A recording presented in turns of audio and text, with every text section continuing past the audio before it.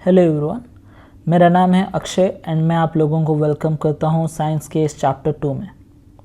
आज हम पढ़ेंगे एसिड, बेस एंड सॉल्ट्स। पहले समझते हैं इस टॉपिक में से हम क्या क्या समझेंगे। एसिड, बेस क्या होता है, एसिड क्या होता है, बेस क्या होता है, इंडिकेटर्स क्या हैं, और एसिड एंड बेसिस के प्रॉपर्टीज़, पीएच क्या है एंड कॉमन सॉल्ट, केमिकल्स क्या क्या है, सॉल्ट, उन सब के बारे में पढ़ेंगे। सो पहले समझते हैं बेसिक कॉन्सेप्ट्स, जो कि पहले समझेंगे एसिड क्या होता है। Acids are substance that donate protons और H+ ions during a chemical reaction. Generally acids का हमें क्या समझ है कि एसिड्स क्या लगती है, खट्टा खट्टा, टेस्ट खट्टा होता है एसिड्स का, जैसे कि नींबू हो गया, जैसे नेचुरली अवेलेबल चीज़ें हैं जो कि हम फील करते हैं, खट्टा लगता है। अगर हम केमिकली अगर पढ़ेंगे तो एसिड्स में क्या होता है, अगर पानी में डालें तो लोग H+ आयन देते हैं, जैसे कि हमने लास्ट चैप्टर में भी पढ़ा था, इस बारे में थोड़ा सा। सो एसिड्स क्या कहती हैं, जो लिटमस पेपर होता है, इसके बारे में आगे पढ़ेंगे, इंडिकेटर्स के बारे में। लिटमस पेपर को क्या कहता है, ब्लू लिटमस पेपर को रेड में कन्वर्ट कर देता है। और बहुत सारे टाइप के एसिड्स हैं जो कि केमिकली हम यूज़ करते हैं, और कुछ एसिड्स के बारे में पढ़ेंगे जो कि नेचुरली हम घर में यूज़ करते हैं, जो फ्रूट्स में रहता है। एसिड्स है जैसे कि HCl हो गया, H2SO4 हो गया। H2SO4 को किंग ऑफ एसिड्स भी बोलते हैं या फिर क्वीन ऑफ एसिड्स भी बोलते हैं। साइट्रिक एसिड हो गया, जो कि जनरली लेमन, ये सब साइट्रिक फ्रूट्स में रहता है। अलावा HNO3 हो गया, नाइट्रिक एसिड, ओके, और बहुत सारे, ठीक है, एक एक करके पढ़ेंगे। तो एसिड्स हमारे डेली लाइफ में क्या यूज़ होता है, हमारे डेली लाइफ में एसिड्स बहुत सारे जगह पे यूज़ होता है। जैसे कि अगर हम क्या करते हैं, जैसे कोल्ड ड्रिंक्स वगैरह पीते हैं तो उसमें क्या रहता है, कार्बोनिक एसिड रहता है। बैटरीज में, कार बैटरीज, पेंट्स में सल्फ्यूरिक एसिड प्रेजेंट रहता है। जैसे वाइन में प्रेजेंट रहता है टार्टारिक एसिड। फर्टिलाइजर्स में नाइट्रिक एसिड, जैसे हमारे पेट में डाइजेशन के लिए HCl प्रोड्यूस होता है। एस्पिरिन्स या फिर दवाइयों में सैलिसिलिक एसिड यूज़ होता है। और नॉर्मल विनेगर जो हम यूज़ करते हैं घर में, उसमें क्या रहता है, एसिटिक एसिड। जनरली विनेगर में क्या रहता है, 5% एसिडिक एसिड रहता है और 95% वाटर रहता है। Citric acid generally citrus fruits में देखने को मिलता है, जैसे कि लेमन हो गया, ऑरेंज हो गया, इन सब में। और बाकी एसिड्स हम लेबोरेटरी में यूज़ करते हैं, राइट। और बाकी कुछ कुछ जगह पे यूज़ करते हैं, सारा नहीं, कुछ दिया है यहाँ पे, ओके। सो बेसिस किसे कहते हैं, जैसे कि एसिड्स का हमने देखा, एसिड्स किसे कहते हैं हम लोग, जो कि H+ आयंस डोनेट करती हैं। और बेसिस किसे कहते हैं, bases are substance that either accept H+ ions और डोनेट OH- आयंस, और हाइड्रोक्साइड आयंस जो डोनेट करते हैं उन्हें हम क्या कहते हैं, बेस कहते हैं। बेसिस के एग्जांपल्स हो जाएंगे, जैसे कि सोडियम हाइड्रोक्साइड हो गया, बेकिंग सोडा हो गया, या फिर एमोनिया हो गया, ये सब बेस में कैटेगराइज हो जाएंगे। और यूज़ क्या होता है डेली लाइफ में, सोप मेकिंग में यूज़ होता है। वॉशिंग सोडा जो कि डिटर्जेंट हम यूज़ करते हैं उसमें रहता है बेसिस। बेकिंग सोडा में रहता है। सीमेंट में रहता है in the form of calcium hydroxide. Ammonia जो फर्टिलाइजर यूज़ होता है वो बेस होता है। देन आ गया हमारा मैग्नीशियम हाइड्रोक्साइड, ये भी एक बेस होता है। जो इनो हम एंटासिड खाते हैं, पेट में गड़बड़ी हो जाए तो एंटासिड खाते हैं, उसमें भी क्या रहता है, बेस रहता है, मैग्नीशियम हाइड्रोक्साइड रहता है। और हमारे टूथपेस्ट में सोडियम फ्लोराइड रहता है जो कि एक बेस है। और बाकी लैब पर्पज़ में हम यूज़ करते हैं, ठीक है। इसका टेस्ट क्या होता है, कड़वा होता है। जैसे कि एसिड का खट्टा था, इसका टेस्ट उससे उल्टा कड़वा रहता है। और ये टच करने पर थोड़ा स्लिपरी या फिर सोपी फील होता है, ठीक है। इसमें से एक इम्पोर्टेंट क्वेश्चन आता है ये एमोनिया के ऊपर। जनरली क्वेश्चन तो पूछेगा बेस क्या है, एसिड क्या है। एमोनिया के ऊपर एक क्वेश्चन पूछा था, या फिर पूछ भी सकता है आप लोगों के एग्ज़ाम में। एमोनिया क्यों एक कंसिडर किया जाता है base, although it doesn't have any hydroxyl ions.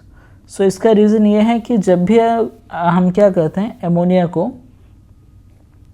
पानी में मिलाते हैं तो क्या बन जाता है, एमोनियम हाइड्रोक्साइड। तो क्या बनता है, NH4OH, एमोनियम हाइड्रोक्साइड बन जाता है।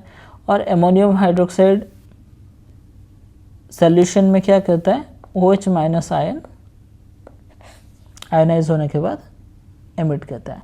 इसी वजह से एमोनिया सॉल्यूशन को हम बेस कंसिडर करते हैं। नेक्स्ट देखते हैं कुछ नेचुरली ऑकरिंग एसिड्स, जैसे कि विनेगर हो गया। विनेगर में रहता है एसिटिक एसिड, ऑरेंज में रहता है साइट्रिक एसिड, लेमन में भी साइट्रिक एसिड रहता है, टमाटो में ऑक्सैलिक एसिड, और कर्ड में क्या रहता है, लैक्टिक एसिड, टैमरिन में टार्टारिक एसिड, आंट स्टिंग में मिथानोइक एसिड या फिर फॉर्मिक एसिड रहता है। नीटल स्टिंग में भी मिथानोइक एसिड रहता है। नीटल जो है जो कि हम लोकली क्या कहते हैं, बिच्छुआती प्लांट, ठीक है। मतलब ये जो नीटल है प्लांट, ये टच होने से प्लांट में जो प्लांट अगर स्किन को टच हो जाता है तो ये इरिटेशन कॉज करता है स्किन में। ओके, सो हम एसिड एंड बेसिस को आइडेंटिफाई कैसे कर पाते हैं? सो इसके लिए हम क्या यूज़ करते हैं, इंडिकेटर्स मदद करती हैं कि आइडेंटिफाई करने के लिए कोई भी चीज़ एसिड है या फिर बेस है। देखो, इंडिकेटर के हिसाब से हम लैब में तो बहुत सारी चीज़ें यूज़ करते हैं। जैसे लैब में हम क्या करते हैं, लिटमस टेस्ट कंडक्ट करते हैं। अगर बेस होगा तो ब्लू होगा, और अगर एसिड का प्रेजेंस हुआ तो रेड कलर एमिट करेगा। कन्वर्सन हो जाएगा blue to red, red to blue, according मतलब बेस के हिसाब से या फिर एसिड के हिसाब से। देन अगर हम नेचुरली देखेंगे तो टर्मरिक यूज़ होता है, देखेंगे, बाकी हैं बहुत सारे एग्जांपल्स हैं। तो लैब में हम टर्मरिक यूज़ कर सकते हैं। अगर बेस का प्रेजेंस रहता है तो टर्मरिक कन्वर्ट हो जाएगा रेड कलर में। अगर एसिड रहता है तो उसका कलर चेंज नहीं होगा, येलो कलर ही रहेगा। इसके अलावा फेनोप्थैलिन हम यूज़ करते हैं जो कि कलरलेस रहता है। बेस के प्रेजेंस में पिंक कलर दिखाएगा और एसिड के प्रेजेंस में कलरलेस रहता है। देन मिथाइल ऑरेंज इंडिकेटर, ये भी हम लेबोरेटरी में यूज़ करते हैं। इसका कलर क्या रहता है, येलोइश रहता है। बेस के प्रेजेंस में, एसिड के प्रेजेंस में रेडिश रह जाता है। इन सब चीज़ों को शॉर्ट क्वेश्चन में पूछता है। अगर हम इसे याद रखना चाहे तो ऐसे याद रख सकते हैं। Labour try popcorn with mayor.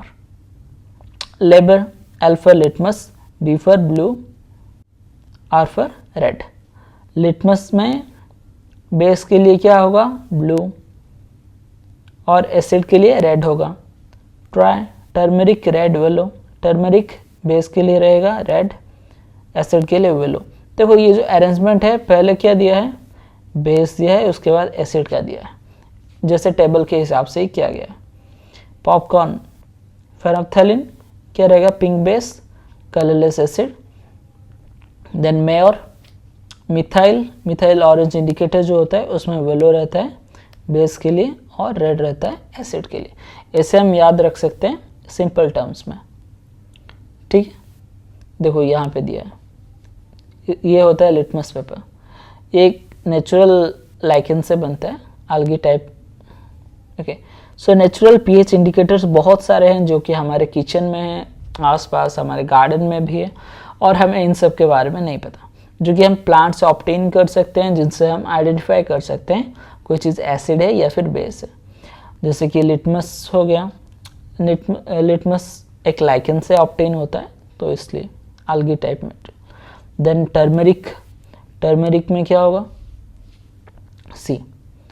यहाँ पे तो लिटमस का हो गया। ब्लू लिटमस रेड में कन्वर्ट हो जाएगा एसिड में, और रेड लिटमस कन्वर्ट हो जाएगा ब्लू में बेस के प्रेजेंस में। सेकंड जो एग्जांपल हम नेचुरल इंडिकेटर हम यहाँ पे देख रहे हैं वो है टर्मरिक के प्रेजेंस में हमने बात की थी। देखो यहाँ पे टर्मरिक में क्या होगा, न्यूट्रल है, येलो है। एसिड डालोगे तो कोई चेंज नहीं होगा, लेमन डालोगे, बेस डालोगे तो उसका कलर वर्मिलियन रेड या फिर रेडिश चेंज हो जाएगा। इसके अलावा हम देखते हैं रेड कैबेज एक्सट्रैक्ट। सो यहाँ पे लिया है रेड कैबेज एक्सट्रैक्ट। तो रेड कैबेज एक्सट्रैक्ट लिया है, विनेगर के प्रेजेंस में क्या होगा, पिंकिश कलर रेडिश रहेगा, वाटर के प्रेजेंस में ऐसा रहेगा, बेकिंग सोडा में ये चेंजेस देखने को मिलेंगे। उसके बाद हम ले रहे हैं चाइना रोज़ फ्लावर एक्सट्रैक्ट। देखो चाइना रोज़ के लिए, तो देखो फ्लावर एक्सट्रैक्ट निकालने के लिए सिर्फ उसे गर्म पानी में डालो, कुछ टाइम छोड़ दो, उसका कलर एक्सट्रैक्ट निकल जाएगा। उसके बाद उस रेडिश लिक्विड को अगर हम चेक करेंगे, एसिड में ऐसा दिखता है इंडिकेटर, नॉर्मल ऐसा रहता है, और बेस में ऐसा हल्का रंग दिखाई देता है। देन बीट रूट और ग्रेप जूस हम यूज़ कर सकते हैं। तो यहाँ पे बीट रूट का मुझे नहीं मिला, मैंने और एक प्लांट ले लिया है जो कि हमारा है ये। इसके रिगार्डिंग एक्सपेरिमेंट भी मैंने कंडक्ट किया है, जो कि आपको इस चैनल में मिल जाएगा शॉर्ट्स में। ये अपराजिता प्लांट है, इसके फ्लावर को भी हम लेके कंडक्ट कर सकते हैं। लेमन में पर्पल कन्वर्ट हो जाएगा, अगर हम अगर ज़्यादा बेसिक डालें तो ग्रीनिश कलर हो जाएगा। इसे भी हम एसिड बेस इंडिकेटर टेस्ट कर सकते हैं। ओके, ये कुछ हो गए हमारे नेचुरल इंडिकेटर्स। देन हम देखते हैं ओल्फैक्टरी इंडिकेटर्स। ओल्फैक्टरी मतलब क्या है? ओल्फैक्टरी का मतलब क्या है? स्मेल, ऑर्डर, जो सब्सटेंस होते हैं जिनमें ऑर्डर चेंजेस देखने को मिलता है इन बेसिक एंड एसिडिक मीडियम। अगर हम ऑनियन हो गया, वेनिला एसेंस हो गया, या फिर क्लॉव ऑयल हो गया, तो इनका जो स्मेल होता है एसिड में अच्छा खासा रहता है, लेकिन जब हम बेसिक मीडियम में अगर इन्हें ले जाएं तो इनका स्मेल धीरे धीरे घटने लगता है। तो इससे हम पता लगा सकते हैं। These are called olfactory indicators, मतलब स्मेल में कुछ चेंजेस होता है तो हमें पता लग जाएगा। देन हम देखते हैं एसिड एंड बेसिस में कॉमन क्या है। देखो both and acid and base electrolyte है। इनमें हमने देखा कि एसिड में क्या होता है, H+ आयन रिलीज करता है, बेस में क्या होता है, OH- आयन रिलीज करता है। दोनों में कॉमन क्या है एसिड एंड बेसिस में? देखो एक चीज़ कॉमन है, दोनों आयन बनाते हैं। अगर हम वाटर सोल्यूशन में डालें, भले ही अलग अलग आयन रिलीज करते हो, लेकिन ये आयन्स बनाते हैं। दूसरा कॉमन है कि they are good conductor of electricity. ये हमने पढ़ा क्या कॉमन है between acid and base. Next हम देखते हैं एसिड को अगर हम क्या करेंगे, पानी में डालेंगे तो क्या होगा। मान लो मैंने HCl को पानी में डाला तो क्या होगा, HCl अगर पानी में डालूंगा तो HCl क्या करेगा, देखो यहाँ पे HCl है तो ये आयोनाइज हो जाएगा, क्या बनाएगा H+Cl-। देखो ये हो गया HCl का, यहाँ पे क्या है H+ आयन रिलीज़ कर रहा है। देन H2SO4 डालूंगा तो ये 2H+ आयन रिलीज़ कर रहा है। देखो ये सब H+ आयन कब रिलीज़ कर रहे हैं, जब ये सब एक्वस सोल्यूशन के फॉर्म में। लेकिन ड्राई स्टेट में no H+ ion is released. So dry state में ये अपना जो प्रॉपर्टीज़ है शो नहीं करेगा, ठीक है, क्योंकि H+ आयन्स प्रोड्यूस नहीं हो रहे, इसका एसिडिक नेचर शो नहीं होगा ड्राई स्टेट। देखो H+ of acid combines with water to form H3O+। देखो यहाँ पे जो H+ निकला, ये एक्वस सोल्यूशन में क्या होगा, H+ फिर से वाटर के साथ कंबाइन होगा और बनाएगा H3O+, या फिर इसे हम क्या कहते हैं, हाइड्रोनियम आयन। देखो कई बार इक्वेशन में H+ ना लिख के वहाँ पे H3O+ भी लिख दिया होगा, दोनों सेम चीज़ है। ये फर्दर रिएक्शन एक स्टेप गया है, वो हमें दिखाया जा रहा है। देखो H3O+ भी लिख सकते हैं या फिर H+ आयन भी लिख सकते हैं। इसकी वजह से क्या आता है, हमें एसिड के प्रॉपर्टीज़ देखने को मिलते हैं, वरना ड्राई स्टेट में नहीं देखने को मिलेंगे। सो इसके रिगार्डिंग एक एक्सपेरिमेंट किया गया, जैसे कि HCl गैस प्रिपेयर करने के लिए। देखो यहाँ पे नमक ले लिया, यहाँ पे पहले क्या किया, नमक ले लिया इस कंटेनर में, ओके। देन यहाँ पे एक कॉर्क कवर कर दिया, इसके कवर करने से पहले इसके अंदर कंसनट्रेटेड H2SO4 डाल दिया गया। तो यहाँ पे एक आउटलेट है, सो देखो यहाँ पे इसके अंदर रिएक्शन होगा, रिएक्शन होने पर बनाएगा सोडियम सल्फेट Na2SO4, और यहाँ पे जो गैस रिलीज होगा वो गैस होगा HCl गैस। तो HCl गैस के फॉर्म में रिलीज हो रहा है, तुम यहाँ पे लेके जाओगे लिटमस पेपर, कोई चेंजेस नहीं देखने को मिलेगा। क्यों? HCl गैस जो है वो ड्राई फॉर्म में है, तो वहाँ पे कोई चेंजेस नहीं देखने को मिलेंगे। ठीक है, अगर मैं इसे थोड़ा गीला कर दूं और वहाँ पे लेके जाऊं तो क्या होगा? मॉइस्ट ब्लू लिटमस टर्न हो जाएगा रेड कलर में, क्योंकि देखो HCl वाटर के कंटेंट में आता है तो हाइड्रोनियम आयन बनाता है और Cl माइनस, तो यहाँ पे दिखाएगा एसिडिक नेचर, इसी वजह से क्या हो जाएगा? Blue to red conversion. ठीक है, तो एसिड इन वाटर समझ में आ गया अच्छे से। देन हम देखते हैं बेस इन वाटर। देखो एसिड में जैसे क्या होता है, हम पानी में डालने पर H+ रिलीज करता है, वैसे ही बेस में क्या होगा? OH कंसेंट्रेशन, जैसे NaOH को पानी में डाला तो क्या होगा? Na+ आयन डिसोसिएट होगा और OH- आयन डिसोसिएट हो जाएगा। Okay, similarly KOH, K+, OH-, MgOH2, Mg2+2। देखो देन ये बेस का कंसेप्ट समझ में आ गया। देन आते हैं अल्कालीस। देखो बेस एंड अल्काली ऐसे हैं कि ये हो गया तुम्हारा बेस, उसके अंदर छोटा सा पार्ट है alkali. Some bases are water soluble, these are called alkalis. Alkali जो बेस होता है वो जनरली क्या होता है, जैसे तुम्हारा ग्रुप 1 रहता है, ग्रुप 1 में कौन कौन आता है? लीन आने की रब से फरियाद, लीन आने की रब से फरियाद। ग्रुप 1 के ये सब जो एलिमेंट्स होते हैं इनके सॉल्ट्स जनरली आ जाते हैं अल्कालीस में। देखो sodium hydroxide, potassium hydroxide, ammonium hydroxide, ये सब जनरली क्या होते हैं? कंप्लीटली वाटर सोल्यूबल होते हैं, और कुछ जो होते हैं जो कि पार्शियली सोल्यूबल होते हैं, सोल्यूबल है लेकिन पार्शियली सोल्यूबल है। Magnesium hydroxide, calcium hydroxide, barium hydroxide. Okay, these are alkalis. Similarly और कुछ चीज़ें हैं जिन्हें कि हम देख के कंफ्यूज हो सकते हैं, जिंक, आयरन, कॉपर, ये सब बेस हैं लेकिन ये सब अल्कली नहीं है। ठीक है, जैसे कि अल्कली और अल्कलाइन अर्थ मेटल्स, जो ये दो ग्रुप है, ग्रुप 1 एंड ग्रुप 2, इनके जो एलिमेंट्स होते हैं, इनके जो सॉल्ट्स होते हैं, ये सब जनरली अल्कलीस होते हैं।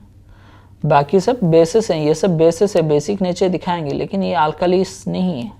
हम देखते हैं डाइल्यूटिंग एन एसिड।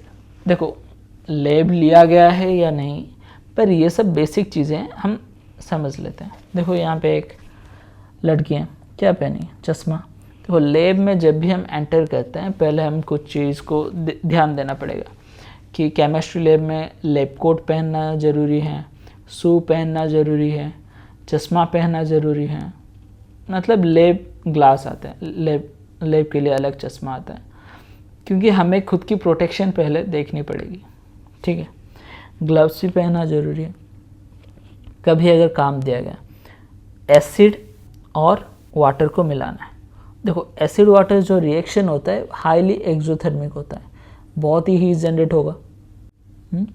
अगर हम कभी भी पानी को एसिड में डालेंगे तो क्या होगा? ज़्यादा हीट जनरेट होगा। देखो एसिड में कभी भी पानी मिलाएं तो क्या होगा? ज़्यादा हीट जनरेट होगा, और देयर आर चांसेस यहाँ पे स्प्लैश होकर तुम्हारे ऊपर ही गिर जाए। दूसरा देखो यहाँ पे वाटर में एसिड डालेंगे, देखो ये जो प्रोसेस होता है हाईली एक्सोथर्मिक होता है। अगर गलती से भी कंसनट्रेटेड एसिड आके तुम्हारे ऊपर गिरा तो तुम्हारा हाथ जल सकता है यहाँ पे। तो इसलिए जब भी हम डालते हैं पानी में, सबसे मतलब ज़्यादा क्वांटिटी पानी लेंगे, एसिड्स कंसनट्रेटेड फॉर्म में होता है लेबोरेटरी में, इसलिए धीरे धीरे डालते हुए हम ग्लास रॉड की मदद से क्या करेंगे? इन्हें घुमाते रहेंगे स्पेरिंगली, मतलब धीरे धीरे घुमाने पर ये इजीली मिलता जाएगा, डाइल्यूट होता जाएगा।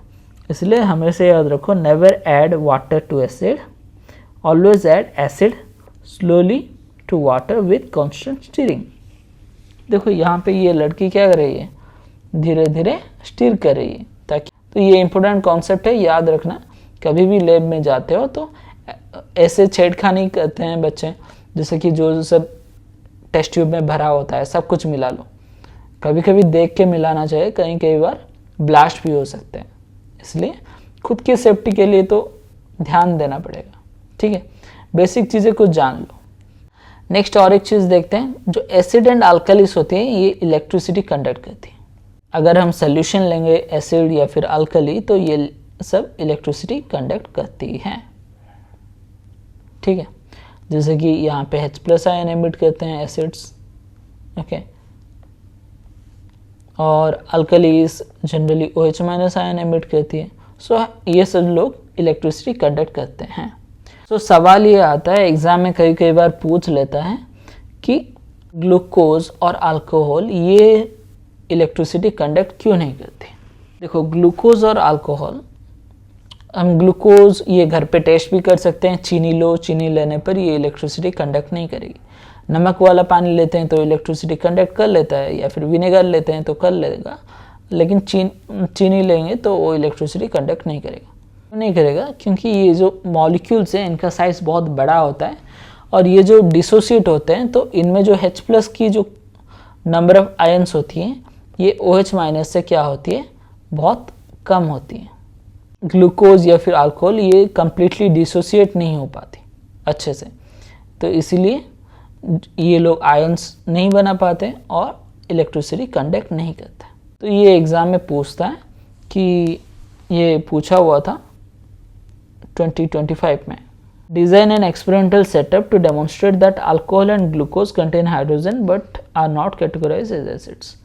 तो हम क्या कर सकते हैं, ऐसे 2 कंटेनर्स ले लेंगे एक्सपेरिमेंटल सेटअप में, एक में हम क्या डाल देंगे HCl ले लेंगे, दूसरे में ग्लूकोज, और बैटरी कनेक्ट कर देंगे, इलेक्ट्रिक बल्ब के साथ कनेक्ट कर देंगे, इलेक्ट्रिसिटी फ्लो होता है नहीं होता है। सिमिलर स्ट्रक्चर ले लेंगे और यहाँ पे लेकिन एक नहीं 2 कंटेनर लेंगे, एक में HCl लेंगे, दूसरे में ग्लूकोज लेंगे या फिर अल्कोहल लेंगे, तो हम एक्सपेरिमेंटल सेटअप में ये आंसर कर सकते हैं। तो ये अगर क्वेश्चन आता है तो इसे ड्राइंग करना, 2 ड्राइंग्स ऐसे कर लेना, एक में देखो यहाँ पे जैसे HCl लिया है, एक में HCl लेना, दूसरे में ग्लूकोज लेना। नेक्स्ट देखते हैं रिएक्शन विथ मेटल्स। देखो जब भी एसिड्स या फिर मेटल के साथ रिएक्ट करते हैं हमेशा क्या करते हैं, हाइड्रोजन को डिस्प्लेस करते हैं। ये दिमाग में फिट कर लो ये चीज़, मेटल और एसिड रिएक्ट करते हैं तो हाइड्रोजन रिलीज होता है, सॉल्ट फॉर्म करता है और हाइड्रोजन रिलीज होता है। तो देखो कोई भी मेटल किसी भी एसिड को रिप्लेस नहीं करेगा। इसके लिए क्या होता है कि एक टेबल होता है, ओके, ये रिएक्टिविटी सीरीज़ है, इसके हिसाब से क्या है हम देखेंगे एक एक। देखो पहले यहाँ पे एक्सपेरिमेंट क्या किया गया है, डाइल्यूट सल्फ्यूरिक एसिड है और यहाँ पे जिंक ग्रेन्यूल्स लिया गया है। तो यहाँ पे जिंक कहाँ है, ऊपर है, टेबल हाइड्रोजन के बहुत ऊपर है। तो जिंक जब रिएक्ट करेगा, जिंक यहाँ पे उसे डिस्प्लेस करेगा और जिंक सल्फेट बनाएगा और हाइड्रोजन गैस रिलीज होगा। देखो यहाँ पे एक्सपेरिमेंटल सेटअप है, यहाँ पे हाइड्रोजन गैस रिलीज हो रहा है, यहाँ से देखो सोप सोल्यूशन दिया है तो यहाँ पे बबल्स की तरह निकल रहे हैं हाइड्रोजन गैस। अगर हम यहाँ इसके पास क्या लेंगे, एक कैंडल लेंगे, बर्निंग कैंडल या फिर ग्लोइंग स्प्लिंटर यहाँ पे माचिस की तिल्ली, ठीक है, ग्लोइंग स्प्लिंटर लेके जाएंगे तो ये क्या होगा, पॉप साउंड करके बर्न होगा।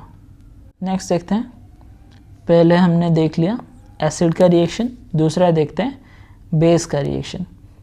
देखो बेस भी अगर मेटल के साथ रिएक्ट करता है तो यहाँ पे क्या है, सोडियम हाइड्रोक्साइड, यहाँ पे जिंक, ये भी क्या बनाएगा, सॉल्ट और हाइड्रोजन गैस रिलीज करेगा।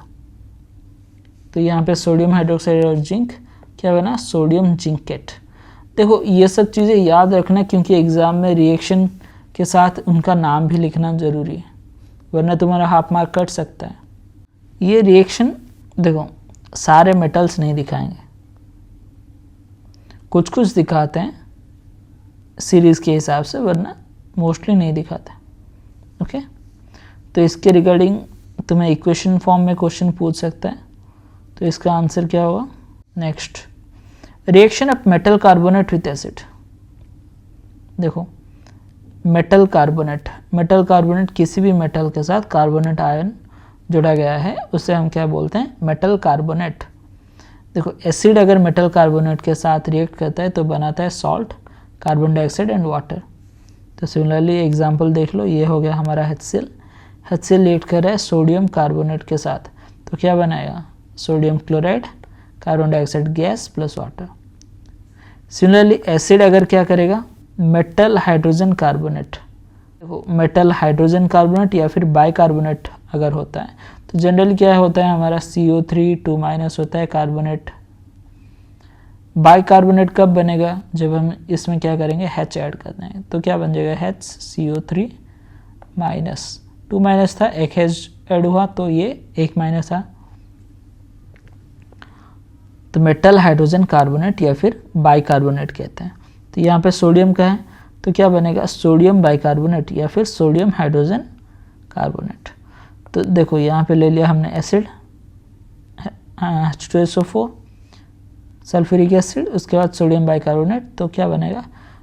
Sodium sulphate. तो ये क्या बना हमारा? Sodium sulphate. ये हो गया कार्बन डाइऑक्साइड गैस और वाटर। देखो ये तो हमारा हो गया मेटल कार्बोनेट के साथ और मेटल हाइड्रोजन कार्बोनेट के साथ एसिड का रिएक्शन। एक बार ये पूछता है कि कार्बन डाइऑक्साइड जो गैस यहाँ पर रिलीज होता है, हमें कैसे पता लगेगा कि ये कार्बन डाइऑक्साइड है? सो टेस्ट फॉर कार्बन डाइऑक्साइड कई बार पूछ लेता है एग्जाम में। देखो कार्बन डाइऑक्साइड गैस टेस्ट के लिए पहले हम क्या ले लेंगे? Lime water. तो अगर घर पे करना चाहते हो तो दुकान से, पनवड़ी या फिर पान की दुकान से थोड़ा सा चूना लाना पड़ेगा। क्या है? कैल्शियम। ठीक है, कैल्शियम में थोड़ा सा पानी मिला लो तो क्या बन जाएगा? कैल्शियम हाइड्रोक्साइड या फिर lime water. Okay, calcium oxide के फॉर्म में रहता है, कैल्शियम हाइड्रोक्साइड बनेगा और लाइम वाटर। इसे हम क्या करें? स्ट्रॉ लेके स्ट्रॉ में धीरे से ब्लो करना। हम तो कार्बन डाइऑक्साइड छोड़ते हैं ना, तो कार्बन डाइऑक्साइड ब्लो करोगे तो carbon dioxide plus lime water, तो क्या होगा? Calcium carbonate. तो ये तुम्हारा जो लाइम वाटर होगा वो थोड़ा मिल्की बन जाएगा, लाइम वाटर टर्न्स मिल्की, और इसके नीचे क्या रहेगा? वाइट प्रेसिपिटेट रहेगा जो कि होगा कैल्शियम कार्बोनेट का, और बाकी बनेगा पानी। लेकिन अभी हम क्या करेंगे? फिर से ये कैल्शियम कार्बोनेट का पानी है, ये है तुम्हारा। फिर से अगर हम और ब्लो करेंगे, मतलब क्या? एक्सेस ऑफ कार्बन डाइऑक्साइड देंगे तो क्या होगा? इसका जो मिल्कीनेस होगा धीरे धीरे गायब हो जाएगा। क्या होगा? और कार्बन डाइऑक्साइड देने से क्या बन जाएगा? कैल्शियम बाइकार्बोनेट या फिर कैल्शियम हाइड्रोजन कार्बोनेट, जो कि वाटर सॉल्युबल होता है और मिल्कीनेस धीरे धीरे गायब हो जाए। ये एक्सपेरिमेंट के हिसाब से ही पूछ सकता है, सो इसलिए ये इम्पोर्टेंट है। तुम चाहो तो घर पे कर सकते हो ये एक्सपेरिमेंट। ओके, नेक्स्ट हम देखते हैं न्यूट्रलाइजेशन रिएक्शन। ये तो चैप्टर 1 में भी हम लोगों ने पढ़ा था। न्यूट्रलाइजेशन कब होता है? जब एसिड और बेस रिएक्ट करते हैं तो क्या बनता है? सॉल्ट और वाटर। जैसे common HCl plus sodium hydroxide क्या बनेगा? Sodium chloride plus water. Sulphuric acid plus calcium hydroxide तो क्या बनेगा? Calcium sulphate plus water. So acid and base कभी भी रिएक्ट करती है तो क्या देती है? अपने साथ सॉल्ट और वाटर देती है। नेक्स्ट हम देखते हैं reaction of metal oxide with acid. अगर हम मेटल ऑक्साइड लेंगे, मेटल ऑक्साइड किसी भी मेटल का ऑक्साइड, जैसे हमने मैग्नीशियम रिबन का मैग्नीशियम ऑक्साइड, किसी भी मेटल का ऑक्साइड अगर हम लेंगे, copper oxide, magnesium oxide, calcium oxide, उसे एसिड के साथ रिएक्ट करेंगे तो क्या बनेगा? सॉल्ट और वाटर बनेगा। देखो मेटल ऑक्साइड का जो नेचर होता है जनरली बेसिक नेचर का होता है, इसीलिए वो एसिड के साथ रिएक्ट करती हैं तो क्या बनाती है? Salt plus water. जैसे कॉपर ऑक्साइड जो कि ब्लैक कलर का होता है, एसिड के साथ रिएक्ट क्या बना है? जो कि ब्लू ग्रीन कलर का होता है, कॉपर क्लोराइड सॉरी, और water. Reaction of non metal oxide with base, तो नॉन मेटल जो ऑक्साइड्स होते हैं वो जनरली एसिडिक नेचर की होती हैं, जैसे sulphur dioxide, carbon dioxide, sulphur trioxide, nitrogen dioxide, इन सब का नेचर क्या होता है, एसिडिक। ये बेस के साथ रिएक्ट करेंगी तो बनाएंगी salt plus water, carbon dioxide plus calcium hydroxide, क्या बना है, कैल्शियम कार्बोनेट प्लस वाटर। अगर हम इन सब को कैटेगराइज करें तो कुछ एसिड्स क्या होती है, स्ट्रॉन्ग होती है, कुछ एसिड्स वीक होती हैं। जैसे स्ट्रॉन्ग एसिड किसे कहते हैं, जिनमें H+ का कंसंट्रेशन क्या है, बहुत ज़्यादा है, बहुत ज़्यादा मतलब डिसोसिएट हो रहे हैं, जो नहीं हो पा रहे हैं उन्हें हम कंसिडर नहीं करेंगे, जो H+ आयन डिसोसिएट हो रहे हैं कम्प्लीटली, तो ज़्यादा स्ट्रॉन्ग एसिड्स होते हैं। मतलब H2SO4 हो गया, HCl हो गया, सल्फ्यूरिक एसिड, हाइड्रोक्लोरिक एसिड और nitric acid. Similarly weak acid जो होते हैं, जैसे कि एसिटिक एसिड हो गया, साइट्रिक एसिड हो या लैक्टिक एसिड, जैसे कोल्ड ड्रिंक में यूज होता है कार्बोनिक एसिड, ये सब में क्या होता है, less concentration of H+ ions aqueous medium में, इसलिए ये सब वीक एसिड्स होती है। जिनमें ज़्यादा OH- कंसंट्रेशन हो, पोटेशियम हाइड्रोक्साइड, सोडियम हाइड्रोक्साइड, ये सब क्या है, स्ट्रॉन्ग बेस है। वीक बेस क्या है, वीक बेस में क्या होता है, एमोनियम हाइड्रोक्साइड हो गया, पर hydroxide, iron hydroxide, zinc hydroxide, ये सब क्या है, वीक बेस है। इनमें लेस कंसंट्रेशन ऑफ OH- रहता है, इसलिए। नेक्स्ट हम देखेंगे pH। सो pH को डिस्कवर किया था सोरेनसन ने, जो कि एक डेनिश केमिस्ट थे, डिस्कवर किया था 1909 में। जो टर्म pH होता है इसे क्या कहते हैं, पावर ऑफ हाइड्रोजन भी कहते हैं, या फिर जो टर्म pH होता है इसे क्या कहते हैं, पावर ऑफ हाइड्रोजन या फिर पोटेंशियल ऑफ हाइड्रोजन भी कहते हैं। सो pH बेसिकली एक स्केल होता है जो कि मेजर करता है स्ट्रेंथ एसिड का और बेस का।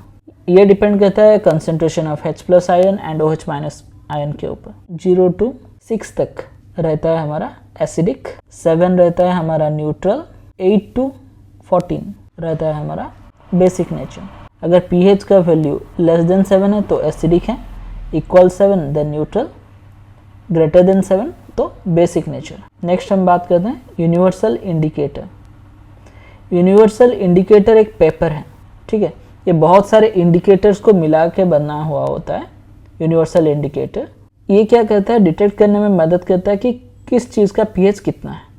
तो देखो ये डिफरेंट कलर सेगमेंट में रिप्रेजेंट किया गया है, जैसे रेनबो के कलर्स होते हैं, सिमिलर टू दैट विग्योर, ठीक है। यहाँ पे जो रेड में देख रहे हो ये सब बहुत ही कंसंट्रेटेड है, जैसे कि गैस्ट्रिक जूस HCl, इसका pH अराउंड 1.2 है, देन लेमन जूस 2.2।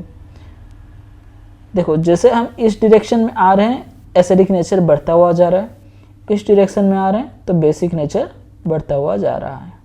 ये सारे रीजन है एसिडिक। ग्रीन वाला जो रीजन है 7 वहाँ पे, जैसे कि प्योर वाटर, ब्लड, ये सब क्या हो जाए, न्यूट्रल।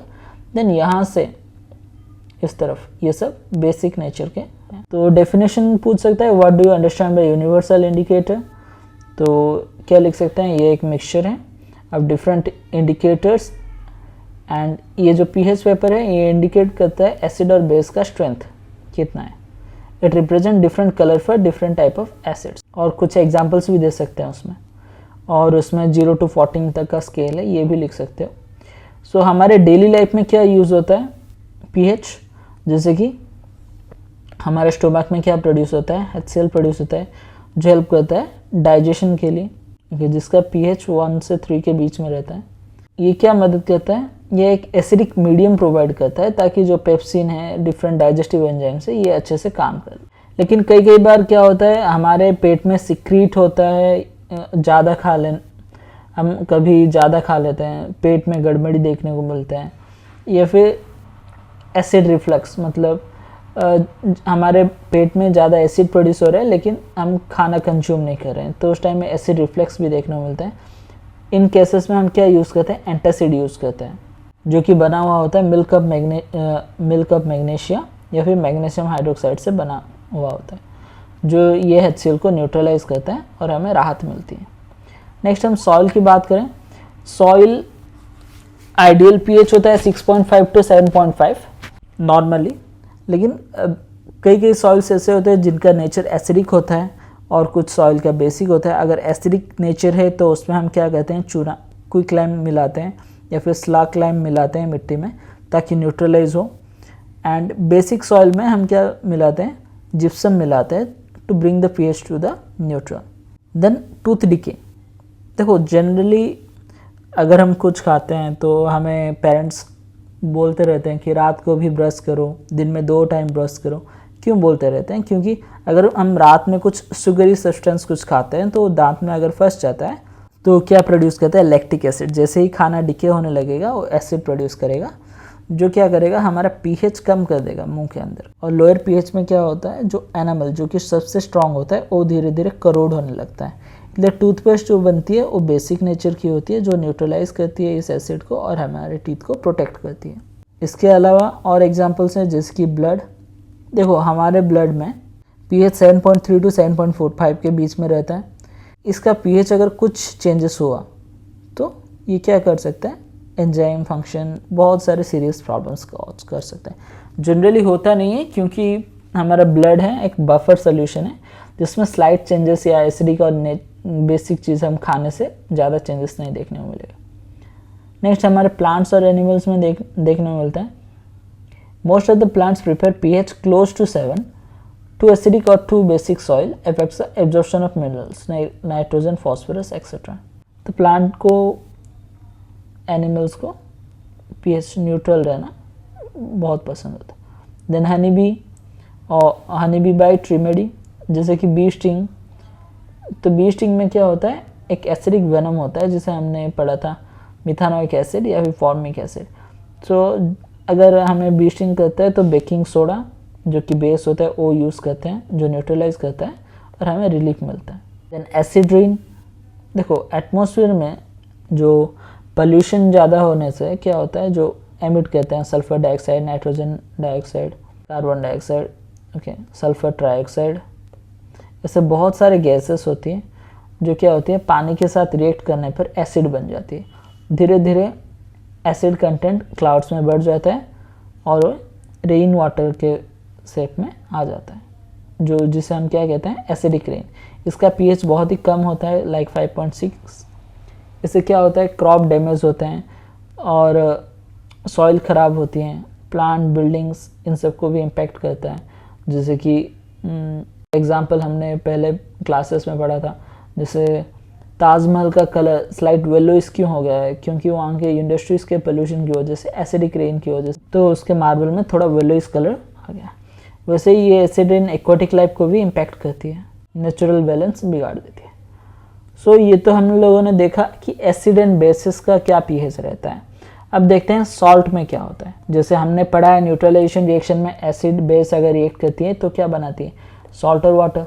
जो सॉल्ट बनता है ये अलग अलग टाइप का बनता है डिपेंडिंग ऑन द स्ट्रेंथ। जैसे कि स्ट्रॉन्ग एसिड लिया, स्ट्रॉन्ग बेस लिया तो बना न्यूट्रल सॉल्ट, इसका पीएच क्या रहेगा, 7। वीक एसिड लिया, स्ट्रॉन्ग बेस लिया, देखो जो स्ट्रॉन्ग है उसका सॉल्ट बनेगा। यहाँ पे बेस स्ट्रॉन्ग है तो क्या बना, बेसिक सॉल्ट, जो जिसका पीएच ज़्यादा रहेगा। स्ट्रॉन्ग एसिड, वीक बेस, तो इसमें क्या बनेगा, एसिड स्ट्रॉन्ग तो एसिडिक सॉल्ट। ठीक है, कुछ एग्जांपल्स दिए हैं, H2SO4, HCl, HNO3, ये सब स्ट्रॉन्ग एसिड्स हैं। वीक एसिड में आएगा हमारा acidic acid, citric acid, lactic acid, ये सब। यहाँ पे कार्बोनिक एसिड दिया है। स्ट्रॉन्ग बेस में sodium hydroxide, potassium hydroxide, magnesium hydroxide, ये सब आएंगे। वीक बेस में ammonium hydroxide, copper hydroxide, iron hydroxide, ये सब आ जाएंगे वीक बेस के एग्जाम्पल्स में। अलग अलग पीएच में अलग अलग, देखो ये सब अगर ज़्यादा स्ट्रॉन्ग है तो रेड आएगा, थोड़ा सा कम है तो येलोइश, ये से चेंजेस देखने को मिलेंगे एसिडिक और बेसिक नेचर। नेक्स्ट हम बात करते हैं सॉल्ट के बारे में। कॉमन सॉल्ट जो होता है, जो नॉर्मली हमारे घर में यूज़ करते हैं हम लोग, इसे रॉक सॉल्ट भी कहते हैं। सो इसे रॉक सॉल्ट इसीलिए कहते हैं क्योंकि ये जनरली रॉक डिपॉजिट्स या फिर रॉक बेड्स में देखने को मिलता है। कॉमन सॉल्ट का फॉर्मूला NaCl होता है। जिस हमें मार्केट में बहुत सारे टाइप के सॉल्ट मिल जाएंगे, जिसे हम जो कंज्यूम करते हैं, नमक जो पैकेट में आते हैं, जो पाउडरी फॉर्म में होता है, ये हो गया एक कॉमन सॉल्ट हो गया हमारा। इसके अलावा हमें मार्केट में देखने को मिलता है रॉक सॉल्ट, जो कि स्लाइट पिंक कलर का होता है। इसके अलावा सी सॉल्ट होता है। ओके, अलग अलग टाइप के सॉल्ट दिखने को मिल जाएंगे, लेकिन इन सब का फॉर्मूला सेम है, NaCl ही रहता है, लेकिन इनमें मिनरल्स वेरी करते हैं। जैसे रॉक सॉल्ट में ज़्यादा मिनरल्स प्रेजेंट रहते हैं, और हम जो घर में नॉर्मल कुकिंग में यूज़ करते हैं वो मिनरल्स प्रेजेंट रहते हैं, लेकिन उतने नहीं रहते हैं, लेकिन ये आयोडाइज सॉल्ट होता है। ठीक है, सी सॉल्ट जनरली बाथिंग के लिए यूज़ करते हैं, अदर इंडस्ट्रियल एप्लीकेशन भी है। आज हम बात करेंगे कि कॉमन सॉल्ट कैसे कॉमन नहीं है, इससे बहुत सारी चीज़ें बनती है। ये बहुत सारी चीज़ें बनाने के लिए एक रॉ मटेरियल है, जैसे कि कॉस्टिक सोडा हो गया, baking soda, washing soda, bleaching powder. देखो ये सारे जो कॉमन नेम है और इसके फॉर्मूलाज, इसे अच्छे से याद रखना पड़ेगा, क्योंकि इसके रिलेटेड बहुत सारे क्वेश्चन आती है इसी टॉपिक से, जो कि इजीली मार्क गेन कर सकते हैं हम लोग। कॉस्टिक सोडा होगा sodium hydroxide, baking soda sodium bicarbonate, washing soda sodium carbonate, bleaching powder calcium oxychloride. सारे फॉर्मूलास याद रखने होंगे, अभी समझ भी लेंगे। नेक्स्ट हम देखते हैं कॉमन सॉल्ट। कॉमन सॉल्ट को हम लोग किस किस चीज़ में यूज़ करते हैं? कुकिंग में। दूसरा फूड प्रिजर्वेशन, जैसे पिकल्स बनाते हैं। De-icing roads during winters. De-icing roads during winters मतलब देखो, जो कोल्ड कंट्रीज होती हैं उसमें सॉल्ट स्प्रे करते हैं ताकि आइस जल्दी मेल्ट हो जाए। Raw materials for making sodium hydroxide, baking soda, washing soda, इन सब के लिए रॉ मटेरियल के हिसाब से यूज़ होता है हमारा नमक। तो हम पहले पढ़ते हैं सोडियम हाइड्रोक्साइड। सोडियम हाइड्रोक्साइड को क्या बोलते हैं? Caustic soda. तो ये प्रोड्यूस, इसका केमिकल रिएक्शन होता है, जैसे नमक ले लिया, उसमें पानी दिया, इलेक्ट्रिसिटी पास किया, बना हमारा सोडियम हाइड्रोक्साइड, क्लोरीन गैस और H2। ये जो बनता है, इस बनने के प्रोसेस को क्या बोलते हैं? क्लोर अल्काली प्रोसेस। सो देखो ये हो गया क्लोर अल्काली प्रोसेस। तो यहाँ पे एक टैंक लिया है, यहाँ पे ब्राइन सोल्यूशन एंटर किया है। ब्राइन सोल्यूशन जो कि सॉल्ट सोल्यूशन होता है। NaCl को अगर हम एक्यूस फॉर्म में करेंगे तो ये हो गया ब्राइन सोल्यूशन। ठीक है, देखो यहाँ पे एनोड हो गया। एनोड हमेशा पॉजिटिव रहता है, कैथोड हमेशा नेगेटिव रहता है। तो ब्राइन सोल्यूशन में NaCl है, जब ये अंदर गया तो क्या बनेगा? Na+Cl- आयोनाइज हो गया। इसके अंदर पानी भी है तो क्या बनेगा? OH- H+। देखो यहाँ पे जो नेगेटिव आयन्स हैं, जैसे कि Cl- हो गया, OH- हो गया, ये सब किसकी तरफ आएंगे? एनोड की तरफ। और कैथोड की तरफ कौन जाएगा? Na+ हो गया, देन H+, ये सब जाएंगे कैथोड की तरफ, क्योंकि ये पॉजिटिव है, नेगेटिव की तरह अट्रैक्ट हो गए, ये नेगेटिव है, पॉजिटिव की तरह अट्रैक्ट होगा। तो यहाँ से क्या बनेगा? क्लोरीन गैस एमिट हो जाएगा, यहाँ पे हाइड्रोजन गैस एमिट होगा। तो यहाँ पे जो निकलेगा इस साइड में जो एक्सट्रैक्ट निकलेगा, ये बनेगा हमारा सोडियम हाइड्रोक्साइड। ये हमारा कहाँ का यूज़ होता है? ये यूज़ होता है स्विमिंग पूल क्लीनिंग के लिए, as a cleaning agent. Pesticide making के लिए यूज़ होता है। फ्यूल के रूप में भी यूज़ हो सकता है। Manufacturing of ammonia, soap and detergent बनाने के लिए, और पेपर बंडल मेकिंग के लिए भी यूज़ होता है। नेक्स्ट हम देखते हैं bleaching powder. Bleaching powder and baking soda दोनों ही देख लेते हैं। सो ब्लीचिंग पाउडर कैसे बनेगा? हम क्या लेंगे? स्लैक लाइन, कैल्शियम हाइड्रोक्साइड, उसमें हम क्लोरीन मिलाएंगे तो क्या बनेगा? Calcium oxychloride plus water. Calcium oxychloride जो होता है वो हमारे ब्लीचिंग पाउडर में यूज़ होता है। Bleaching powder cotton and linen clothes को ब्लीच करने के लिए यूज़ होता है, और हमारे जो ड्रिंकिंग वाटर को जर्म फ्री करने के लिए भी यूज़ होता है। इसका मतलब ये नहीं कि ब्लीचिंग पाउडर डालो और पानी पी लो, मतलब उसे हमें छोड़ना पड़ेगा कुछ घंटे, उसके बाद हम उसे बॉईल करके कंज्यूम कर सकते हैं।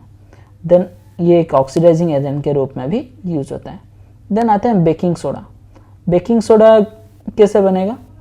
Sodium chloride, water, carbon dioxide and ammonia gas. इससे क्या बनेगा? Ammonium chloride and sodium hydroxide, sorry sodium bicarbonate. जो सोडियम बाइकार्बोनेट बनेगा उसे हम क्या कहते हैं? Baking soda. इसका यूजेस देख लेते हैं। जैसे पटाटो फ्राई कर रहे हैं चिप्स बना रहे हैं तो हम क्या कहते हैं, पकोड़ा बना रहे हैं तो उसमें हम बेकिंग सोडा डालते हैं ताकि ज़्यादा क्रिस्पियर बने। ठीक है, ये बेकिंग सोडा एंटासिड के रूप में भी यूज़ होता है और इससे क्या बनता है, सोडा एसिड फायर एक्सटिंग्विशर बनता है। ये इंपॉर्टेंट पॉइंट है, इससे क्वेश्चन आता है। कुछ ये इसमें केस बेस्ड स्टडी क्वेश्चन आ सकते हैं, डिलेइंग कर्डिंग ऑफ मिल्क, क्योंकि कुछ जो मिल्कमैन होते हैं वो दूध में क्या कहते हैं, बेकिंग सोडा मिलाते हैं। बेकिंग सोडा क्या है, एक बेस है जो क्या करेगा, दूध को ख़राब होने से या फिर खट्टा होने से तो ये रोकेगा, क्योंकि ये बेसिक नेचर बढ़ा रहा है, तो इसलिए it delay curding of the milk. अगर मिल्क में बेकिंग सोडा मिला हुआ है तो हमारा कर्ड बनने के लिए ज़्यादा टाइम लगेगा और ये फास्टर कुकिंग के लिए भी मदद करता है। नेक्स्ट हम पढ़ेंगे बेकिंग पाउडर। देखो, बेकिंग सोडा और बेकिंग पाउडर दोनों ही अलग होते हैं। अगर हम बेकिंग सोडा को लेंगे, इसे फर्दर क्या करेंगे, ट्रीट करेंगे, तो हमारा क्या बनेगा, बेकिंग पाउडर। तो हमारा बेकिंग सोडा, इसे अगर H+ आयन देंगे तो क्या बनेगा, carbon dioxide plus water plus salt. ये क्या यूज़ होता है, baking powder. Baking powder use होता है ब्रेड बनाने के लिए, उसे ब्रेड को फ्लफियर, सॉफ्टी और स्पॉन्जी बनाने के लिए हम लोग यूज़ करते हैं। नेक्स्ट हम देखते हैं वॉशिंग सोडा, जो कि हमारे डिटर्जेंट में प्रेजेंट रहता है। वॉशिंग सोडा का फॉर्मूला क्या होता है, Na2CO3.10H2। देखो यहाँ पे .10H2 क्यों दिया है, ये एक हाइड्रेटेड सॉल्ट है। देखना कई बार फॉर्मूलाज में .10H2 .5H2 ऐसा दिया होगा, तो ये सब हाइड्रेटेड सॉल्ट होते हैं जिनमें ऐसा दिया होता है। देन हमने क्या लिया, सोडियम बाइकार्बोनेट, उसे गर्म किया तो क्या बनेगा, सोडियम कार्बोनेट। फिर हम सोडियम कार्बोनेट के साथ वाटर ऐड करेंगे तो क्या बनेगा, सोडियम कार्बोनेट डेकाहाइड्रेट। क्योंकि यहाँ पे 10 वाटर मॉलिक्यूल्स है, इसलिए क्या लिखा गया है, डेकाहाइड्रेट। डेका मतलब 10 होता है। वॉशिंग सोडा यूज होता है डिटर्जेंट बनाने के लिए, और पानी में हम यूज करते हैं to remove the permanent hardness of the water. Hardness मतलब जो खारा पानी होता है, जिस पानी में हम लोग अगर सोप वगैरह यूज करते हैं तो बबल्स या फिर फोम नहीं बनते, उसमें हम क्या मिलाते हैं, वॉशिंग सोडा, ताकि झाग बने और अच्छे से क्लीन हो, हार्डनेस कम हो जाए।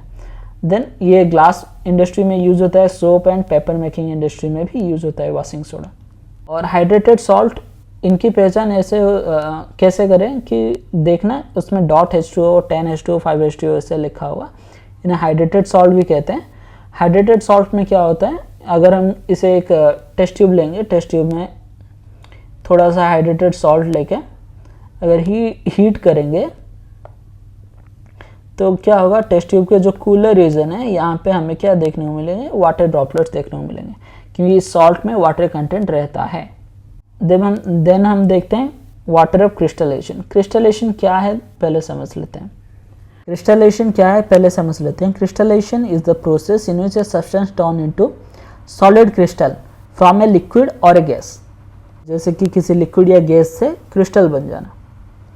मान लो कि हमने बहुत सारा शुगर लेके गर्म पानी में डाल दिया, तो धीरे धीरे अगर कूल डाउन होगा और थोड़ा गर्म करेंगे, धीरे धीरे कूल डाउन होगा तो देखना कि शुगर के क्रिस्टल्स बन जाएंगे उसमें, एक्स्ट्रा शुगर, जो कि डिज़ोल्व होके नहीं रहेगा, गर्म है इसलिए डिज़ोल्व्ड है।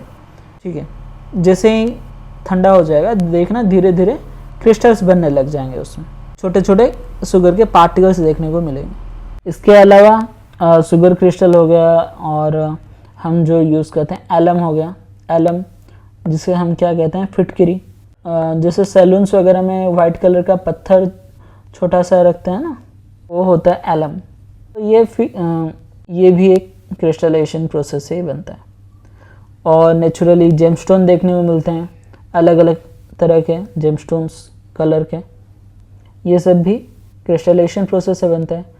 तो क्रिस्टलाइजेशन में क्या होता है, fix number of water molecules present in one formula और ए यूनिट।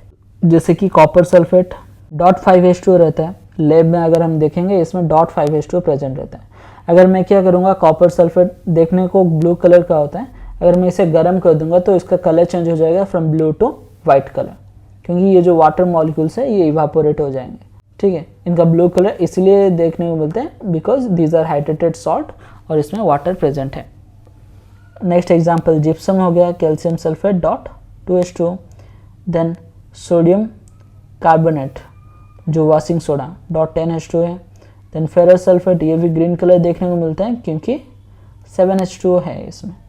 ये इंपॉर्टेंट रिएक्शन है, इस ये पूछता है जो मैंने बताया था, कलर चेंज हो जाता है कॉपर सल्फेट का वाइट, वैसे ही फेरस सल्फेट का भी वाइट में चेंज हो जाता है। और हीट करेंगे तो ये क्या बन जाएगा, फेरिक बन जाएगा, ब्राउनिश कलर। ठीक है, देन हम पढ़ते हैं लास्ट पार्ट जो कि है प्लास्टर ऑफ पेरिस। देखो प्लास्टर ऑफ पेरिस ये बनता है कैल्शियम सल्फेट से। जब हम क्या करेंगे, calcium sulphate dot 2H2O CaSO4 dot 2H2O को लेके हीट करेंगे 100 डिग्री सेल्सियस पे, तो क्या बनेगा 3/2H2O plus CaSO4 dot half H2O, जिसे हम क्या कहते हैं POP, या फिर plaster of Paris. White powdery substance होता है। अगर ये वाटर के साथ रिएक्ट करेगा तो क्या बन जाएगा, जिप्सम बन जाएगा। इसमें से क्वेश्चन आ सकता है POP या फिर प्लास्टर ऑफ पेरिस को खुला क्यों नहीं रखना चाहिए, ड्राई प्लेस में क्यों रखना चाहिए, क्योंकि मॉइस्चर के कांटेक्ट में आएगा तो ये पूरा हार्ड बन जाएगा और बन जाएगा जिप्सम।